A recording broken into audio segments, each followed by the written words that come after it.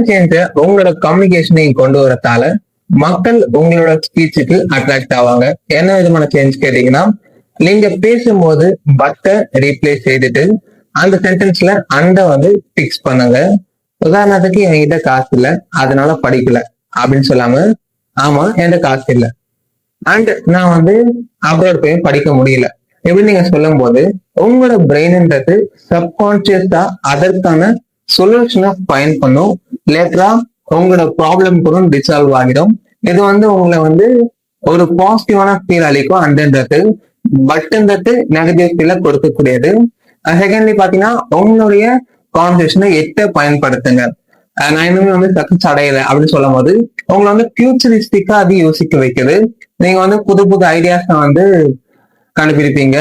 இதனால மக்களுக்கு உங்க மேல இருக்கிற ட்ரஸ்ட்டுமே வந்து இம்ப்ரூவ் ஆகும்.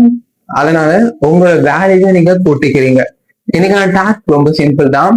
உங்களோட சென்டென்ஸ்ல இருக்கிற பட்டை அண்டால ரீப்ளேஸ் பண்ணுங்க. அதே போல உங்களோட கான்வர்சேஷன்ல பயன்படுத்தி பேசுங்க.